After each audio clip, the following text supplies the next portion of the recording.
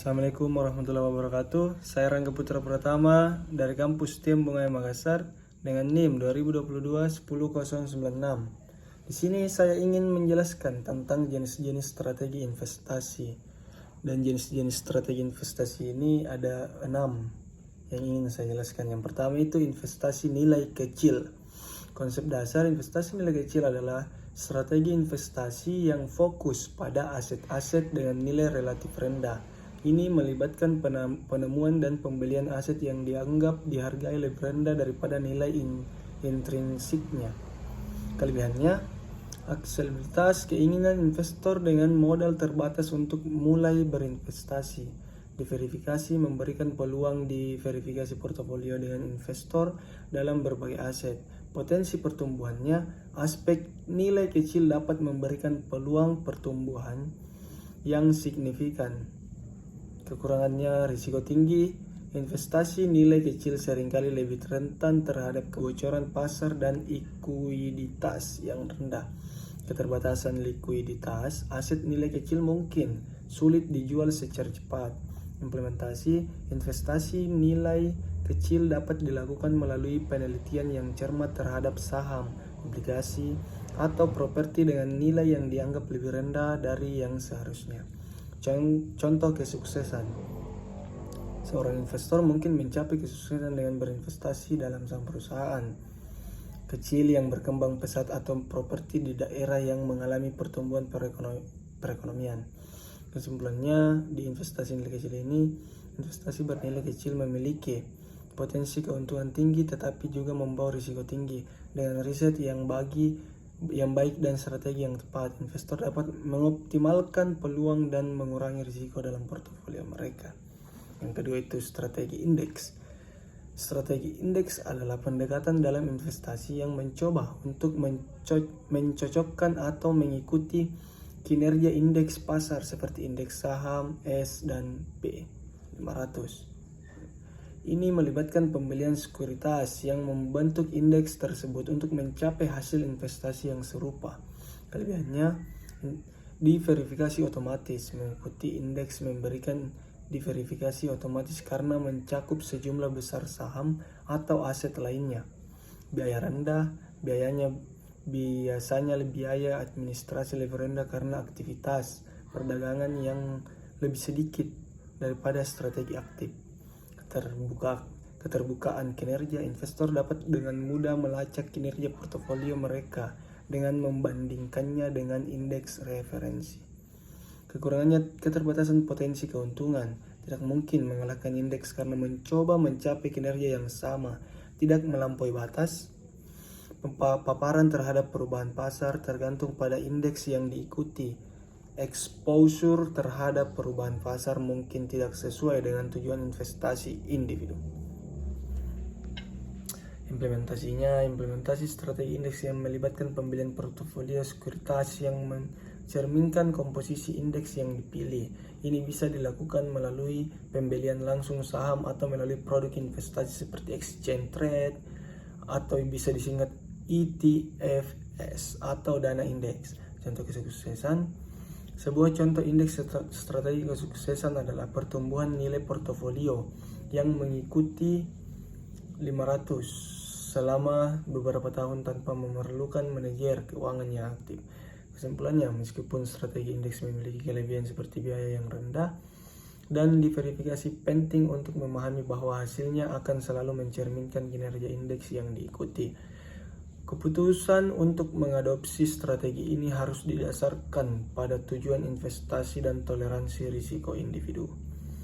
Trading harian yang ketiga. Day trading harian adalah strategi posisi perdagangan di mana trader membuka dan menutup dalam satu hari perdagangan. Tujuannya adalah mendapatkan keuntungan dari perubahan harga dalam waktu singkat. Kelebihannya, potensi keuntungan cepat. Perdagangan harian memungkinkan untuk mendapatkan keuntungan dalam waktu singkat akibat perubahan harga harian. Tidak ada risiko posisi semalam. Risiko terkait perubahan harga semalam dapat dihindari karena posisi ditutup sebelum pasar tutup. Kekurangan, risiko tinggi. Perdagangan harian melibatkan risiko tinggi karena leher harga cepat dan tiba-tiba membutuhkan waktu aktif. membutuhkan dedikasi waktu penuh selama sesi perdagangan untuk menyatukan pasar. Implementasi, pemilih saham atau variabel. Pilih saham atau instrumen keuangan yang cair dan volatil. Analisis teknikalnya, analisis menggunakan grafik dan indikator teknikal untuk membuat keputusan perdagangan. Manajemen risikonya tentu ada, tetapkan batasan kerugian dan keuntungan untuk setiap perdagangan. Contoh kesuksesan, seorang day trader yang berhasil dapat menghasilkan keuntungan besar dengan strategi yang baik dan eksekusi yang tepat, seperti meningkatkan modal awal mereka dalam waktu singkat.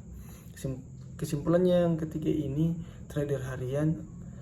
Perdagangan harian dapat menguntungkan tetapi juga melibatkan risiko tinggi. Penting untuk memiliki pemahaman yang kuat tentang pasar, strategi perdagangan, dan risiko manajemen sebelum terlibat dalam day trading.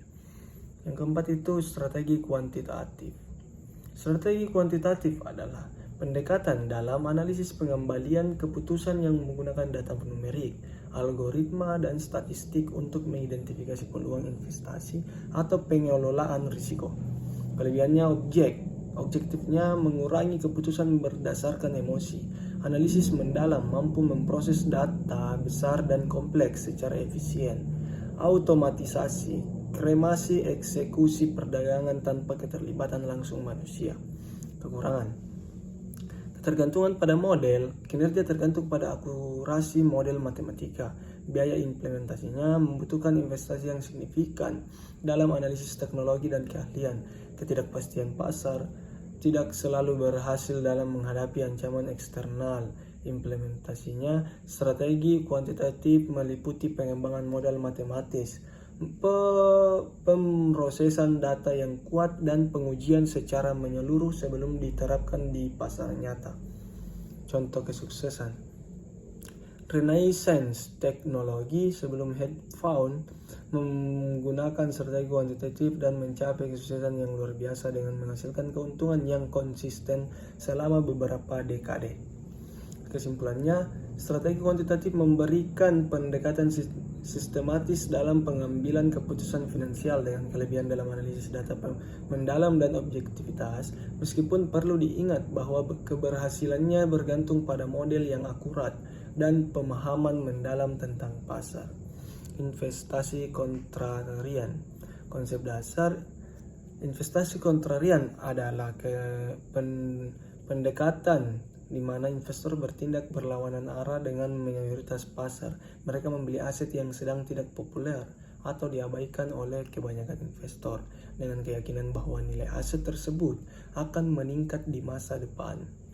Kelebihannya, potensi keuntungan tinggi. Investasi kontrarian dapat memberikan keuntungan besar jika perkiraan kontrarian terbukti benar. Diverifikasi portofolio, melibatkan aset yang tidak populer dapat membantu mendiverifikasi portofolio dan mengurangi risiko. Kekurangannya, risiko tinggi. Tindakan berlawanan arah dengan pasar dapat menyebabkan kerugian besar jika prediksi salah. Sulitnya memprediksi kapan pasar akan berbalik bisa sulit, dan aset yang dianggap murah bisa tetap rendah untuk waktu yang lama. Implementasi, kontraktor investor harus melakukan penelitian menyeluruh, mengidentifikasi aset yang diabaikan atau undervalued, dan memiliki strategi keluar yang baik. Contoh kesuksesan, seorang investor kontraktor yang membeli saham perusahaan yang diabaikan dan melihatnya naik nilainya ketika pasar akhirnya menghargainya. Kesimpulannya, investasi kontrarian memerlukan pemahaman yang mendalam tentang pasar dan keberanian untuk melawan arus. Meskipun berpotensi memberikan keuntungan tinggi, risiko tinggi juga melekat, sehingga diperlukan hati-hati dan penelitian yang cermat sebelum mengambil langkah ini. Yang terakhir itu pemula dollar cost averaging. Konsep dasarnya dollar cost averaging atau disingkat DCA adalah strategi investasi di mana sejumlah dana dialokasikan secara teratur untuk membeli aset keuangan pada interval waktu tertentu, independen dari harga aset tersebut. Hal ini bertujuan untuk mengurangi dampak volatilitas pasar pada investasi. Kelebihannya, meratakan risiko. DCA membantu meratakan risiko dengan membeli aset pada berbagai tingkat harga. sederhana dan konsisten. Strategi ini mudah diimplementasikan dan mendorong kedisiplinan investasi yang konsisten. Pengelolaan emosi, mengurangi dampak emosi dalam pengambilan keputusan investasi karena pembelian dilakukan secara teratur.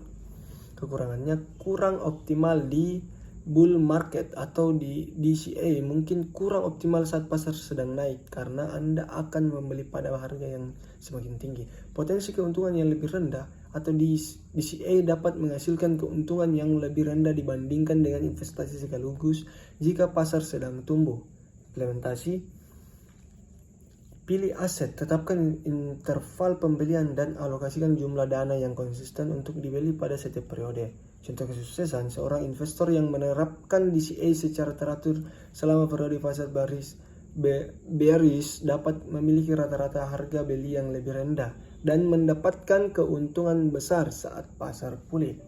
Kesimpulannya, DCA adalah strategi investasi yang cocok untuk mengelola risiko dan membangun portofolio secara konsisten meskipun tidak menjamin keuntungan maksimal. DCA memberikan pendekatan yang disiplin dan dapat mengurangi dampak buruk pasar pada investasi. Itu penjelasan dari jenis-jenis strategi investasi. Ada 6 poin ya yang saya jelaskan. Sekian dari saya, kurang dan lebihnya mohon dimaafkan. Assalamualaikum warahmatullahi wabarakatuh.